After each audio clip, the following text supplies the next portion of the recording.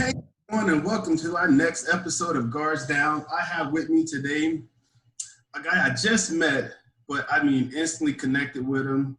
Joe Bogdan. He's a Chief Master Sergeant in the Air Force. Joe, how's it going? Good, brother. Good. It's great to be on here and great to be able to chat with you again, man. I'm excited. Indeed. So am I. Well, just to kind of jump into it, tell us about yourself. Okay. All right, man. I'm going to try to truncate this a little bit. A little bit about me. Greetings to the listeners. I'm Chief Master Sergeant Joe Bogdan. I've had the privilege of serving in the world's greatest and most lethal Air Force known to man for 19 years. And I am currently the Squadron Superintendent of the 60th Civil Engineer Squadron at Travis Air Force Base in Northern California. I was born in Songtan, Republic of Korea, and I came to the U.S. when I was an infant. Lived on the East Coast until I was like 11 years old. Moved to Tacoma, Washington, and that's where I call home, the Seattle area. Joined the Air Force back in 2001.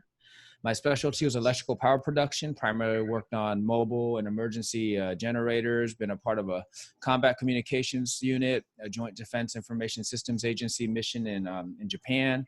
Did some career broadening at the Base Social Services Center for 4 years, where I learned a lot about positive psychology, family readiness, financial and personal counseling, and all of that great stuff. And been a part of multiple engineer units all over the world, of course, as an engineer, and also a fellow podcaster. And with my team, we run the Llama Leadership website and the Llama Lounge podcast, and we talk about all things life, learning, and leadership on it. And I guess finally, I'm also an adjunct professor of leadership studies at Brandman University. So if I didn't take too much time with that intro, it's just a little bit about me.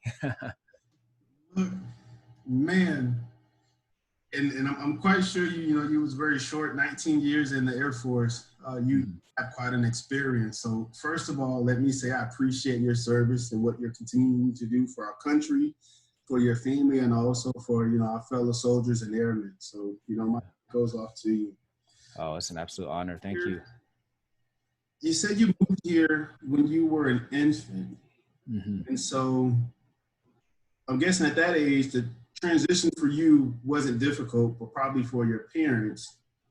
So, I like to start off our conversations talking about childhood, talking about how the different experiences either help shape your life or help shape how you cope with things. So growing up, did your parents or someone, in your circle teach you how to deal with grief and trauma? So, so I have an interesting childhood. I don't know my biological father, and I mean that's not the interesting part. Unfortunately, I think a lot of people are in that same boat, But I don't know my biological father, and I immigrated to the United States with my mother, and it's interesting.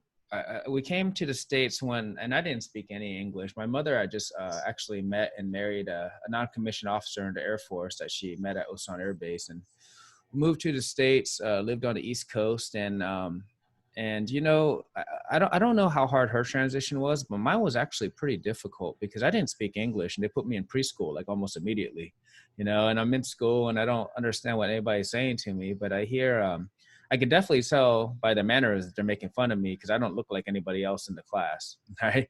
And they're making gestures at me, and then I hear later on I find out to be racial slurs, which now thinking back, it baffles me that 4 or 5 year olds know those words. But gotten a lot of fights and kind of dealt with things, and my mom tells me actually the way I learned English was I sat at home. I refused to go back to school because I was tired of getting fights and getting picked on and getting bullied. So I sat there and I told her, I was like, I'm not going back to school until I learn English. So I sat there and I watched Mr. Rogers. I think Mr. Rogers taught me quite a bit, actually. He taught me how to speak English. He taught me a lot of lessons where maybe my mother wasn't quite equipped to be able to do, and my mom and my stepdad divorced pretty early, a little bit after that. And then her and I moved to New York City because it's just a little easier for an unskilled laborer who doesn't speak very good English to get a job, So she's working as a waitress, and I was walking her to school where I learned how to duck bill collectors at the age of 8 because I spoke better English than she did, And so those are those life lessons. I think there was a lot of things I learned, responsibility early on. Also I kind of think back, and there was probably a lot of things that kind of came out a little bit later on, some of this that I dealt with, because my mother was very hard on me, and I kind of had to, learn how to deal with that. So in the grand scheme of things, I think it helped me become a better person in ways, but it probably did some damage too.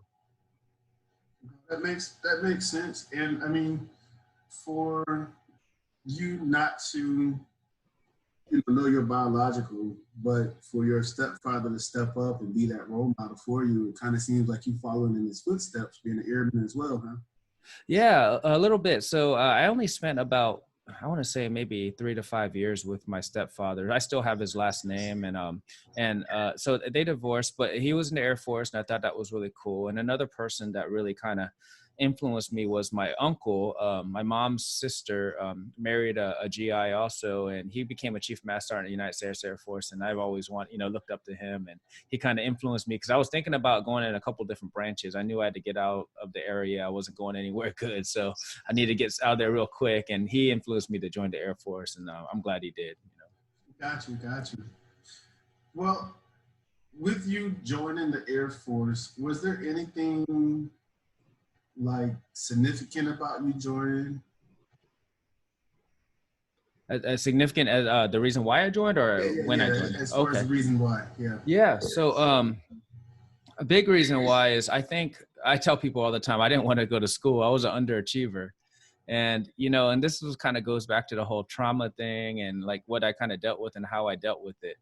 Growing up as a first generation immigrant, my mom had a lot of expectations of me. Well, unfortunately, she wasn't able to help me with homework very much because she couldn't read English and she had a hard time. But a couple things she was able to do is understand how grades worked, and she knew math really well. So, that resulted in me getting looked at when it came to math a lot, to the point where I hated math because that's the only thing my mom could be all up in my business about, right? So it was interesting. It kind of pushed me the other direction. But I also learned that, I came home, and I think a lot of traditional Asian homes are like this. You come home with a 97%, they ask where the other 3%'s at, and I just kept on getting asked about that, to the point where I think it made me hate school. I didn't want to go to school, and I didn't ever want to take an AP class because I didn't want to come home with a B, because she just wasn't going to understand that, right? So back to the question about why I joined, was I was in a bad neighborhood. I could see myself getting sucked into some bad stuff. I was an underachiever. I didn't want to go to college because school was just not on my mind anymore after kind of growing up in the house. So I just realized I needed to get out of there quick.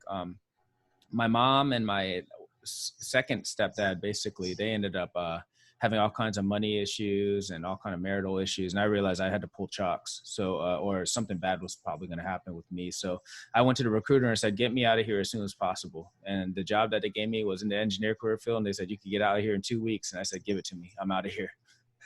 There we go. Okay.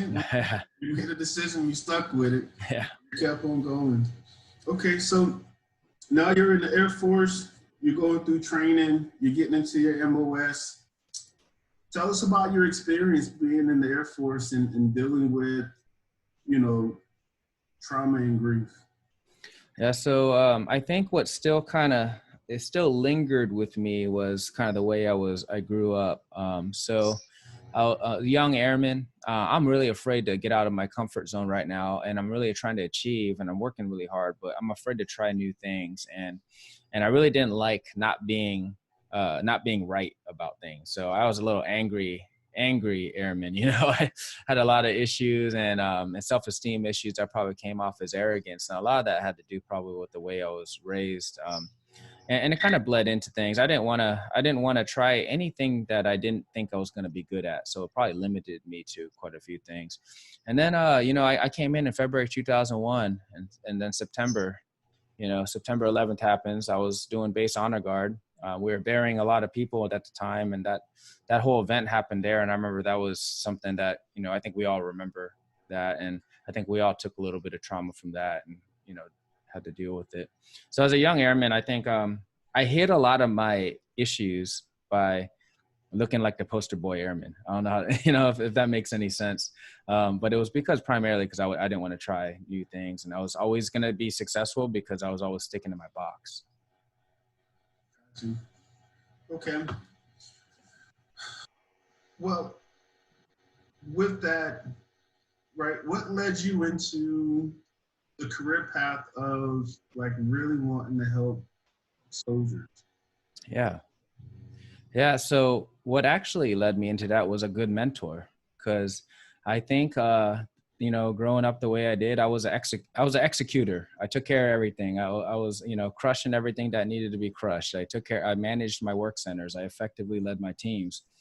What what I was missing was empathy. I was missing a lot of those soft skills that you need. And there was a job opportunity that came up at the Social Services Center on base on the Air Force base called the Airman and Family Readiness Center at the, in the Army. They got the ACS, right? So they have different support systems out there.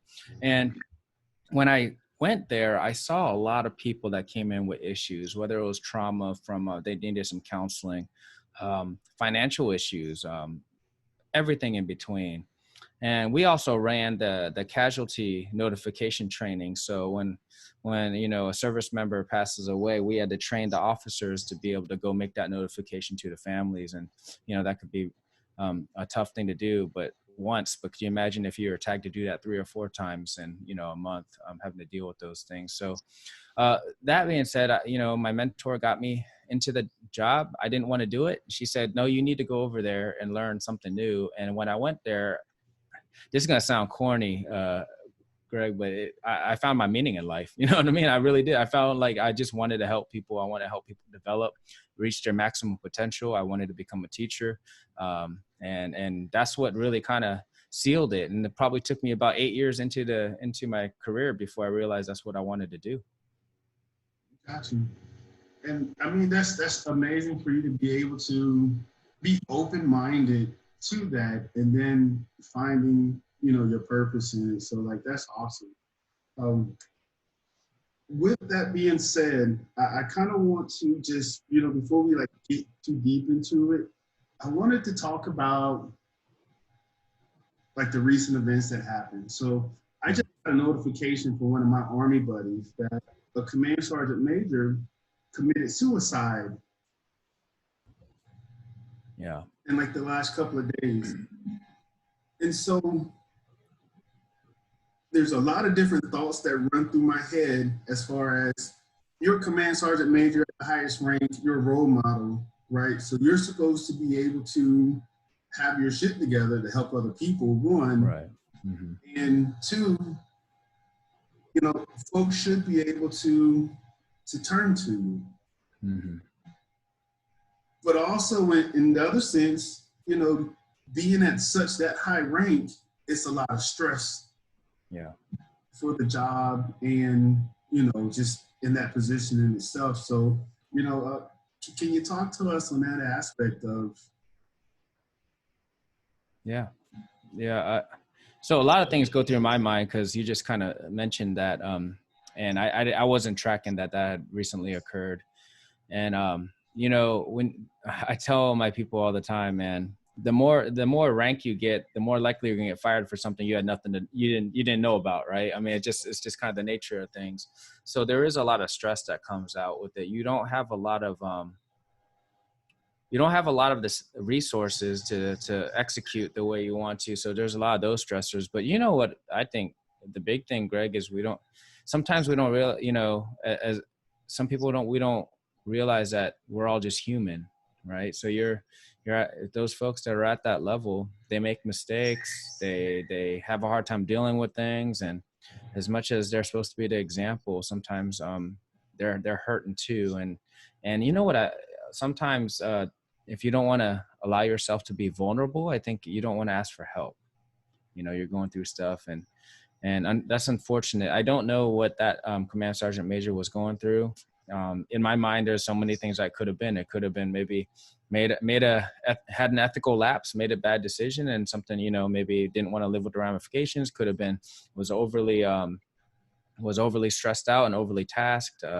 Maybe just felt alone. Maybe was dealing with some PTSD from years back, and didn't feel like they were okay to get help because of the position. Maybe maybe there's a lot of things that could be going on, but it's unfortunate that that someone gets to that point.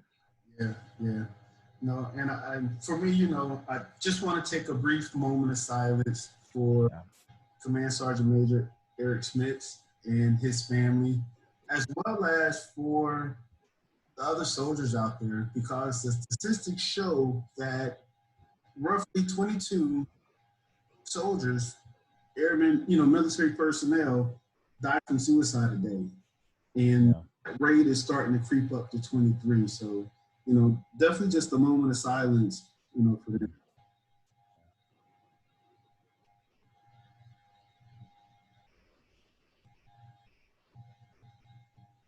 All right. It's tough, man. When my boy hit me up about it, Chris Arthur, and he's a master sergeant right now. He's a first sergeant um, up there in the DC area. He was like, Greg, man, keep doing your thing. I know you're just starting out your platform, and it's gonna grow, but people need to hear this. And I mean, you've been doing this a lot longer than I have, just in your role. And so, how do you keep going? Man, that's the tough one, right? I mean, I'll tell you, I was fortunate enough when I worked at the social services center to get some great training and great perspectives on things. But sometimes that doesn't help as much as we all think it does, because when it slaps you in the face, it's just like when Mike Tyson says, everybody got a plan until they get punched in the face. And when you're dealing with these things, it's real hard to remember all the skills, and whether it's master resiliency training or anything else that you got to deal with. But it's tough. And what I really think about is, I think about how much pain I've seen in the people who have endured and are left behind. Um, I mean, I really care about the people, everybody, including those that have. I've been a part of a couple units where people have that we've had airmen that committed suicide, and it was just really rough to experience that. But a lot of times, I'm looking over at the people that they left behind too, and how much it devastates them. Unfortunately, I've even had a guy. So when I was in the we call the Force Support Squadron. They do a lot of stuff that people don't track, and part of that is they deploy out to Delaware, and everybody's like, "Oh, how hard is it to deploy to Delaware?" Well, Delaware is where all the bodies come back, right, and they get processed, and they got to see all of them, and sometimes they got to see the bodies of people that they know, and that doing that for 180 days straight could be just taxing on anybody on their psyche. I've seen friends that they got deployed to Longstuhl in Germany, and everybody's like, "Oh, you get to deploy to Germany." It's like, yeah, but I'm working in the hospital and in the place where they need me, because I'm seeing all the most horrific, injuries coming back too, and that wears on them. And really, to your question, how do I keep going? Is you know, I, I'm there to take care of the people who need to take care of people, right? And that's my goal. That's my purpose, is to help people meet their maximum potential. And part of that is being there when all the bad stuff happens too. It's tough though. You see some of the most horrific things, and it just makes you wonder how you missed it. I worked in a unit where a guy separated, and I was literally talking to the dude like 3 weeks before. Seemed totally fine. 2 weeks after he separates, he goes to a bridge in his hometown and pulls out a rifle and shoots up the whole place, and murders kids. And you just don't, what's that person going through? How did that happen? you know and my biggest thing, I always believe resiliency is at the small teams. You got to build that love at the small teams, and that's what I try to preach every day. You hit on a couple of points. So I was a casualty assistance officer when I was in, and I was also stationed in Germany. Mm-hmm. And my first deployment wasn't with my unit. I had an individual tasking to Afghanistan and got to work with the special forces. And I mean, for me, it wasn't an amazing experience because I found a new love for the Army, right? But then I come back, of course, the military, Army, we implemented the dwell time. So I had to, dwell time, I had to, depending on how long I deployed, I had to stay, in the rear D for a certain amount of time. And, when I got back to my unit, I was, I told my commander, hey, sir, like I'm already bags packed. I'm already ready to go. I'm already in that mindset. Let's go. And he tells me, wash, I can't. You gotta abide by the the dwell time rules Hmm. and policy. And so I'm on rear D and I'm pushing soldiers forward. And the guy that I'm supposed to relieve, his name is Greg D'Alessio, Captain D'Alessio. And he ends up getting KIA while down there. Mind you, he was on his last year of being in the military. I was relieving him so he can come back home, chapter out the army or PCS out the army, and go start a new life. Really good dude, really great dude. And we get the call, and it's like, hey, gee, this is what happened. This is going down. So first thought was, damn, it could have been me. The second thought was, I gotta escort his body back home to his family. And so that in itself was so tough mentally for me, because I wish it would have been me. It was yet again, here's another chance where I could have stepped in, saved someone that I cared about, one of my battle buddies. Because we were all close and tight, especially being in the unit.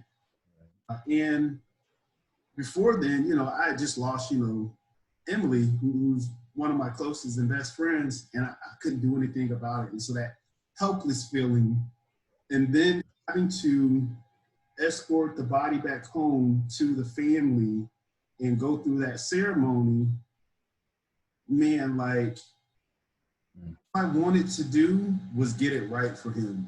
Right.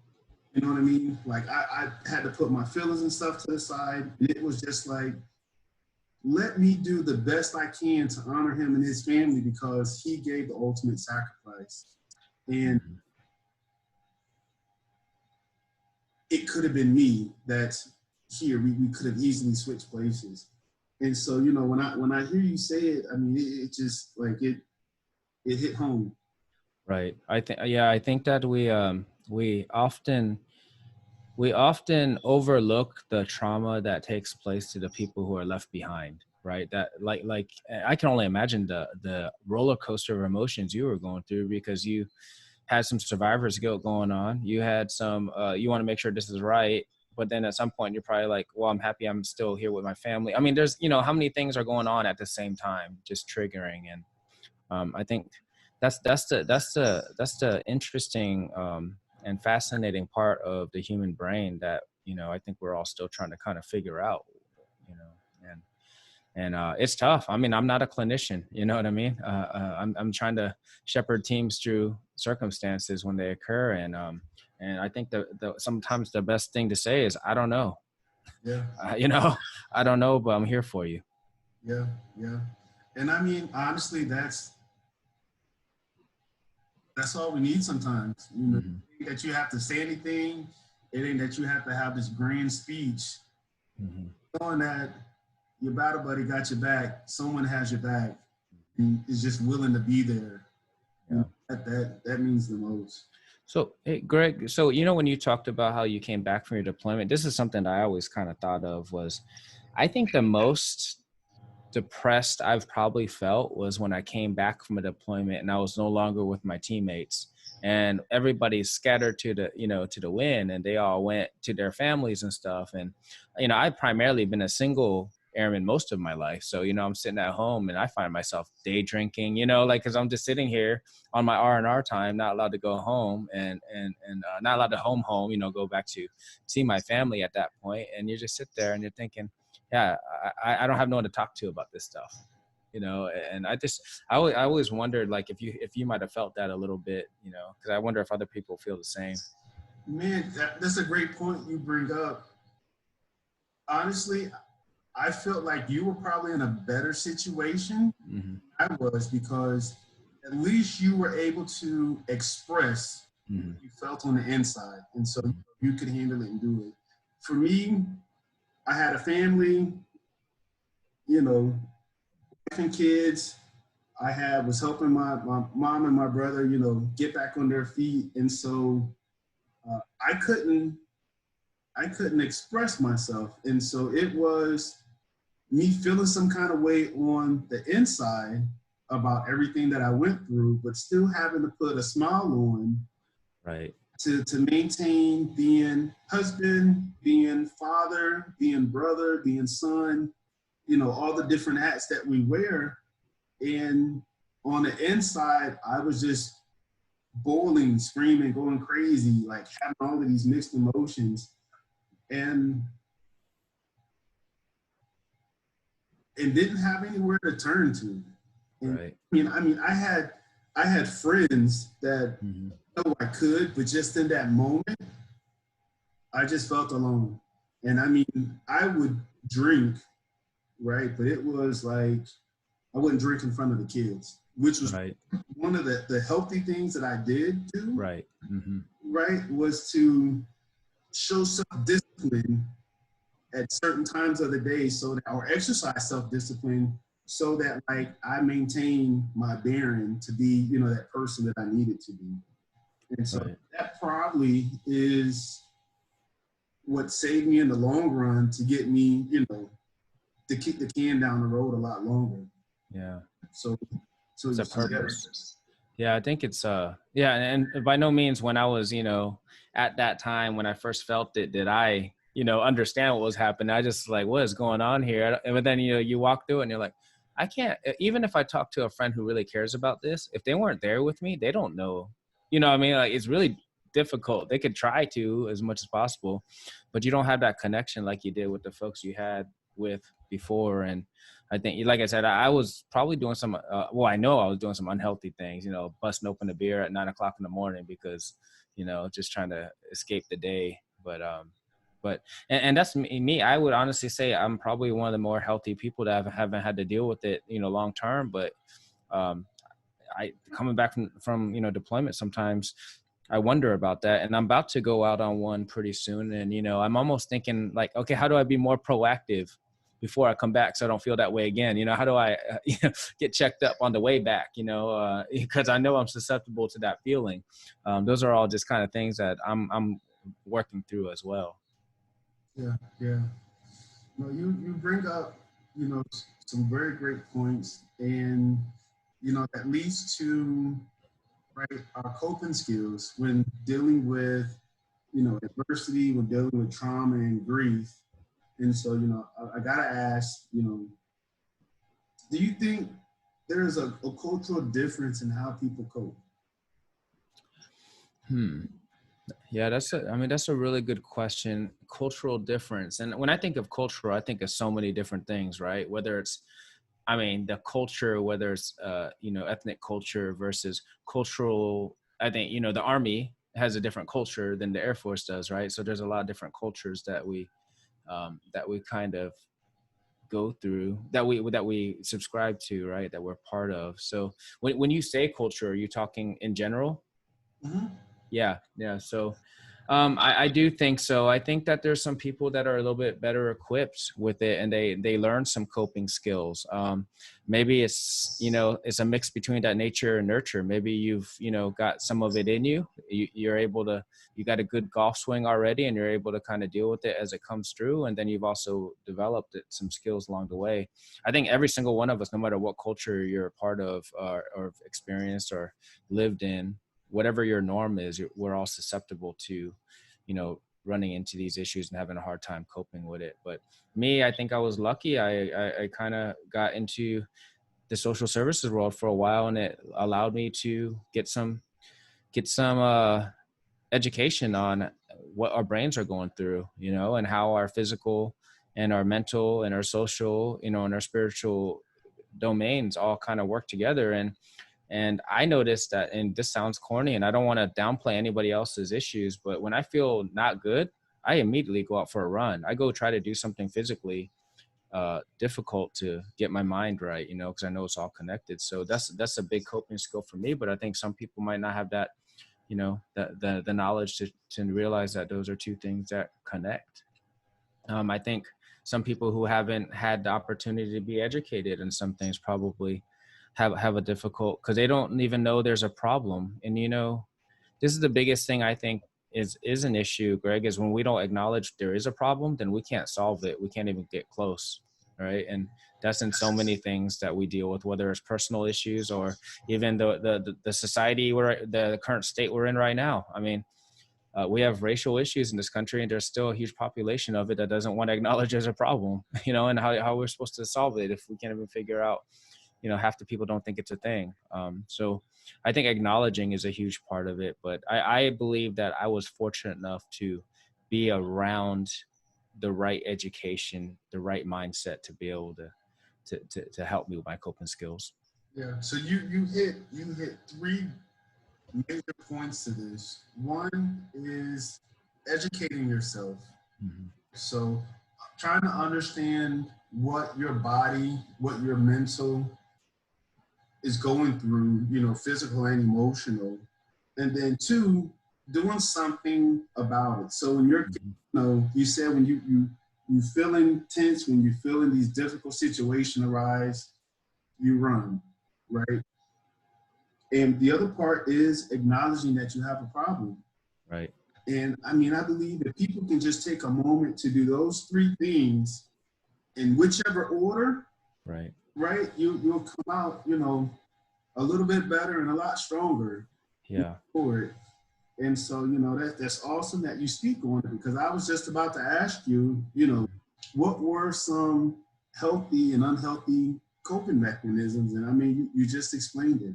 Yeah. I mean, definitely unhealthy was probably picking up the bottle a little bit too much. I think it's okay if you're picking up the bottle to have a drink for, you're celebrating, it's controlled, but when you're doing it to escape, it becomes a problem. Right. Yeah.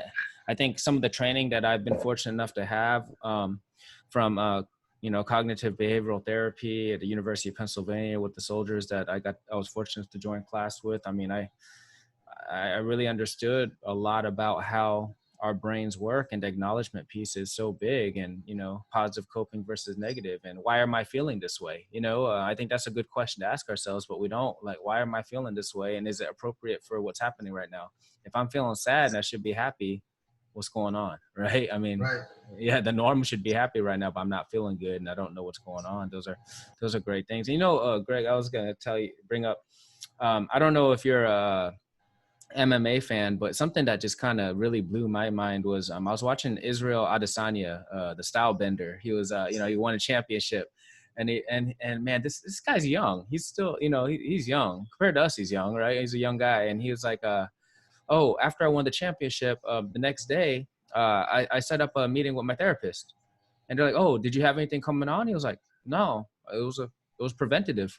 Like, I know that, when I have highs in life, there's going to be some lows that follow it. So I went to go see my therapist just to make, it's a preventive measure. And I was like, man, I was like, I've never thought about doing that before, and I think that's just amazing that somebody at his age has the maturity to realize that that's a good move. Yeah, no, I mean, to even look at that, a preventive measure for mental health is definitely key. Because I would ask the question, do you really need to wait until your darkest hour for you to get help? And I mean, that right there is just a prime example. And for him to be at a professional level of fighting and also win, and hey, go check in with the doc and with yourself internally, like, am I good? Like that's a good habit to pick up. It makes sense, right? Because you don't want to have to take your car into the garage when it breaks down, right? You want to do the preventive stuff. But, for us, we don't think about ourselves like that. We don't do enough of it, So I think it's awesome. And I think preventive wise, that's a lot of the things that I do is I try to study. I'm reading Jim Quick's book right now. It talks a lot about the brain. I'm always looking for stuff. I'm a subscriber to Stoicism, and I really believe, controlling what you can control in a situation, acknowledging things, acknowledging your emotions. And those are things that I really find that really help me, just constantly trying to figure out what's going on. But those are the preventive measures. You still got to do something about it, like you said, when you're starting to feel it. Indeed. And so with these preventive measures, with these coping skills, you know, just having that self-awareness, let's talk about the support around it. What can someone do to support a person dealing with grief and PTSD? Man, you know, the biggest thing is, I think this is just my personal opinion, is when I was younger and less mature, I would focus more on how I would feel about whatever situation, right? So if Greg, you brought me a problem, maybe you're dealing with grief, maybe maybe you have been diagnosed with PTSD. But when I was younger, I would think, well, you shouldn't be freaking out about that. Like, what's wrong with you? You know what I mean? Like, I was very immature. I didn't know. What I would say to anybody who's supporting that person is acknowledge how they're feeling, not what's driving the feeling, right? Acknowledge that they're feeling that and be there for them, and help them. You can't solve it for them. All you could do is be there for them and help guide them towards their own solutions. But the first part is you got to help them acknowledge that there's a problem, right? And give them some inspiration to know that it's a possibility that there's light on the other end, right? And that's key, because when people get hopeless, that's when things go wrong.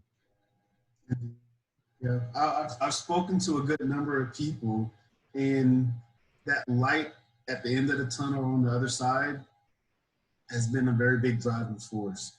A young lady, you know, she would tell herself, well, I haven't traveled and been to this place, so before I do this, let me go here. Right? She took up traveling as a healthy hobby of just keeping herself engaged and focused on, you know, the next day. And so, you know, when you say that, you know, that immediately clicked. And so, you know, I appreciate you like bringing that up.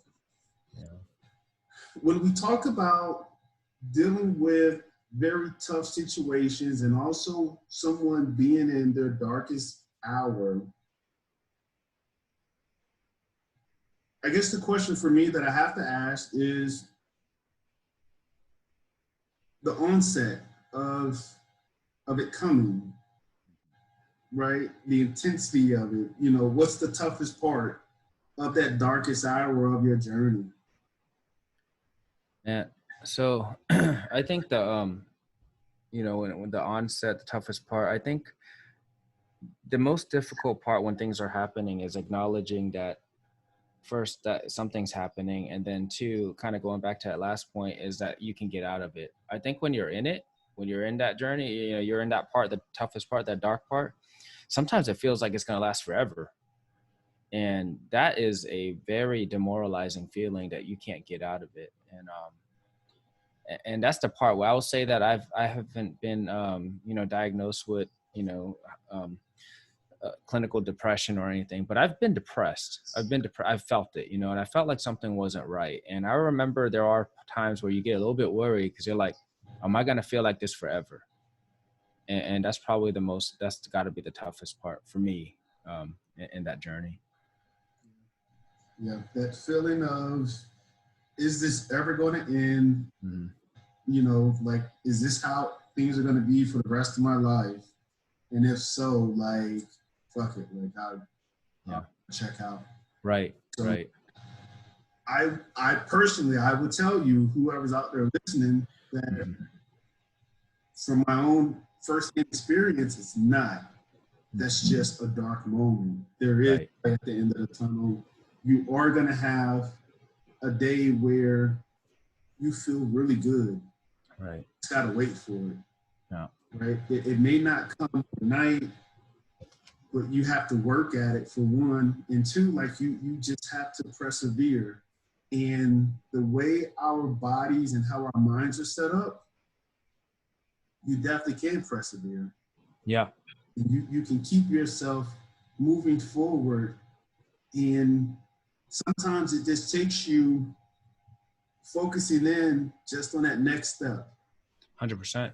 Yeah, it could just be that next step, and a lot of times it's even harder when you're in a situation is, what should you be grateful for though? You know what I mean? What kind of things, you have some blessings in your life. Right now you're seeing, you know, the dark stuff, but there's something in there. There's something around that you can be grateful for. It's just real difficult to see it when you're in that darkness.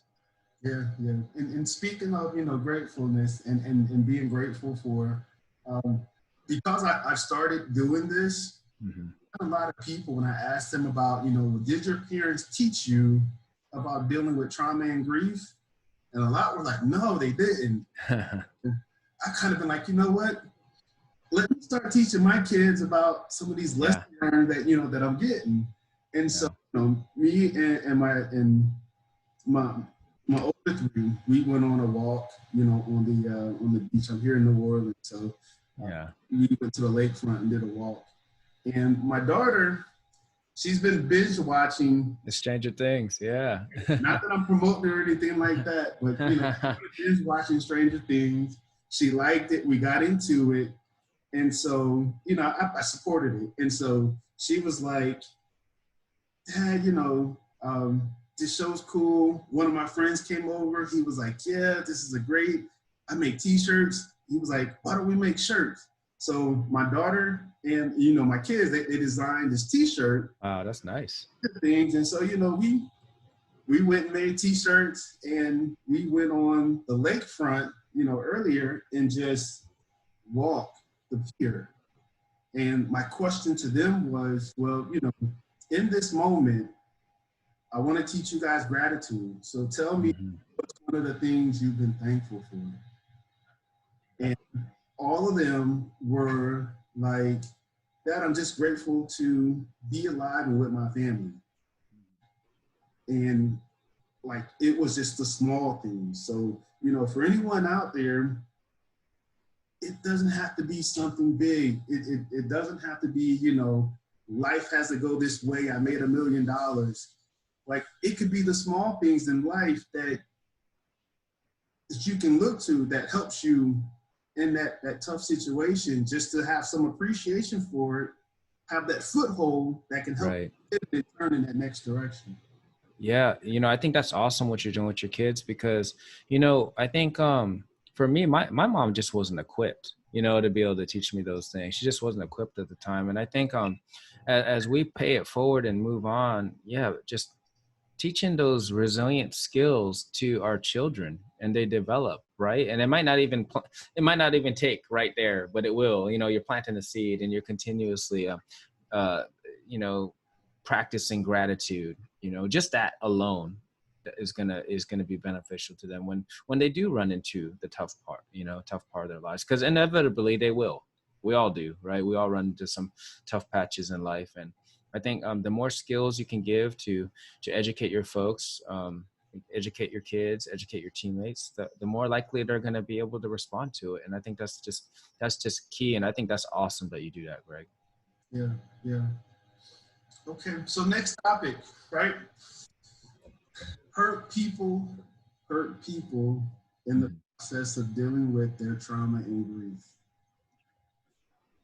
right? So, Yeah. whether it's you personally or what you've experienced, talk to us about, people hurting people during that process and, best ways to make amends or how you made amends.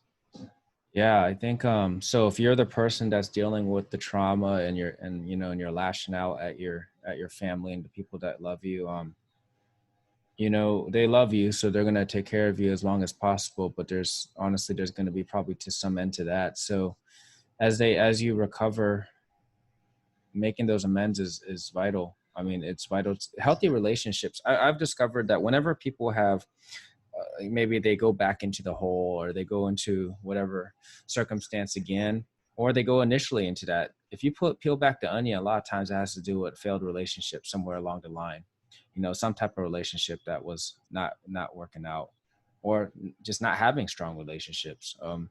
And we got to make amends for any of those. I've seen it many times where someone's just got so many issues, they lost their purpose and meaning in life, and they decide to just go on benders, and they don't take care of their family anymore, and they expect them they're still going to be there when they come back, and it's just not the case, right? It's not the case.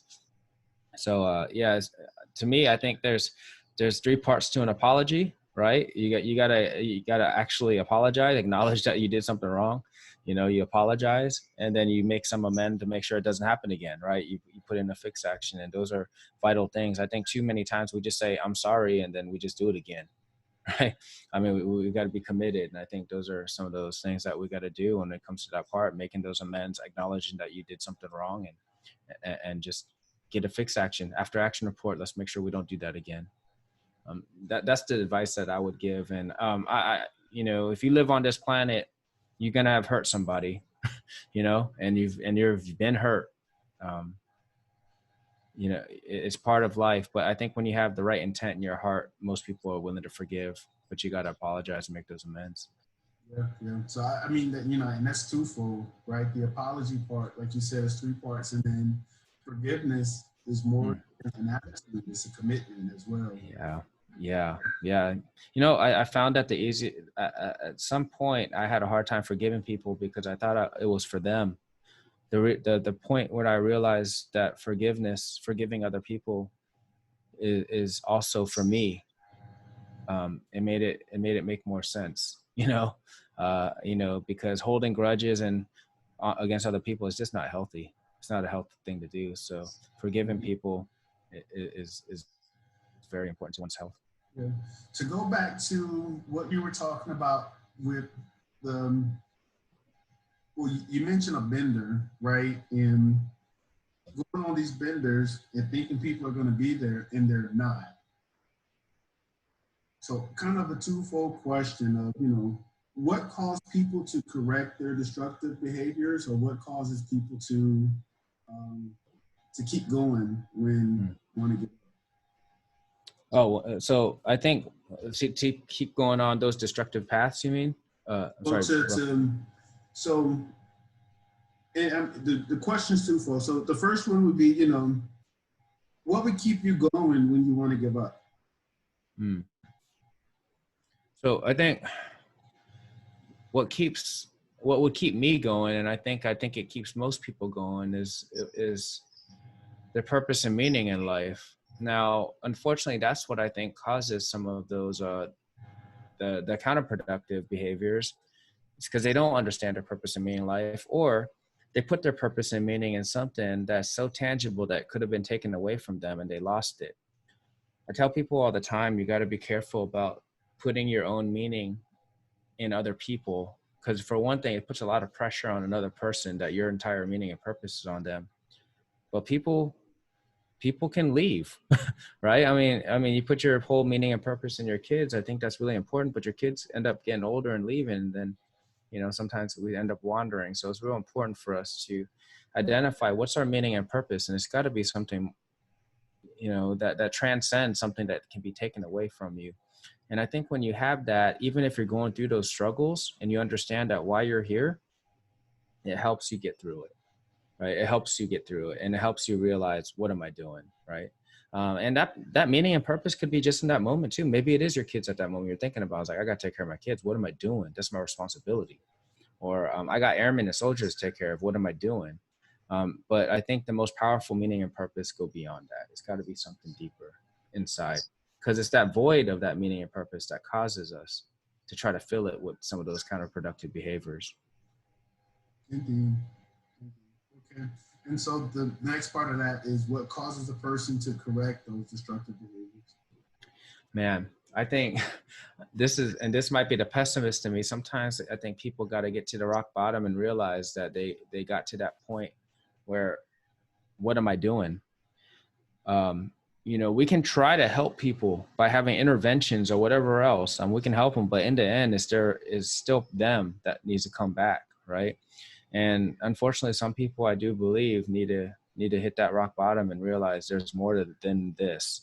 There's more than doing wheelies on, I-80 at 90 miles per hour on my motorcycle to try to get a thrill. There's more than me just being drugged up every day or drunk every moment. There's more to this. I think Viktor Frankl, he's just phenomenal. That father of logotherapy. I mean, he was in a concentration camp and still found meaning in life. Lost his entire family and still was able to find meaning in life. And he always would say, man has a will to meaning. And I think that's what helps us get out of it. We just have to hope that will to meaning will come about before you end your life by either, your own hands or just doing something reckless. And I mean, you hit 2 points: the motorcycle and the drinking. Those were definitely my two. Yeah. I mean, I've shared before how I was so used to like that adrenaline rush being that I craved it when I was back. Yep. I remember, just riding my motorcycle and just letting that be my expression of how I felt. Yeah. As hard as I could, hit the throttle and let that muffler and the engine rev and loudness. That's how loud I was screaming on the inside. That's that for a good span there, when it comes to Marines, sailors, soldiers, and airmen, I think motorcycles were killing them more than the battle. Down in the war zone, they were coming back doing exactly what you're talking about, and for a while we were losing left and right. Yeah. You guys who are out there, and ladies, if y'all do have those twos that you're riding on, be careful. Yeah. Think twice about your decision. Don't just ride for yourself. Ride for the people that are around you. Yeah. So yeah. Okay. Let's talk about seeking professional help. Yeah. So there are so many opportunities to seek professional help, and there are since I've been in, I've felt like more and more support has come across, right? And the stigma has been less and less, right? There's less of a stigma of going to get help, but there's still a fear to go get that help. What is so important? We've actually created as a service and as a civilian community many ways that you can go get help without it even being reported to, your supervision chain now. Whatever it might be, there's many opportunities to get help. But it's important. And you know what? This is just me talking, it's probably not the best thing to say, but you got to really find a person who you can trust, of course, but also that you have a connection with. There's a lot of people that, that provide help, but if you don't have that trust and connection with them, you can go see them 20 times. I don't care. It might not be a fruitful relationship. You know what I mean? And honestly, some people that are providing that help, they sought out that career field because they want to help, but they also have some issues themselves. So it's like you just got to jive with that person. I think it's really important. And there are some of the best counselors out there, and they're going to give you all the tools, but you got to acknowledge a problem and go get that help. Sometimes getting help is simply just finding someone to talk to and you can vent and let everything out. Like you had talked about, Greg, there was a moment you didn't really feel like you had a place to put it out. Right now it's just bottled up. You're shaking, you're like a Coke can just shaking up in there, and it's just all bottled up until it finally opens up one day. Maybe that counselor could be the one that could help you with that. Indeed. And if it's not a counselor, look to someone that you can trust, whether it be a friend or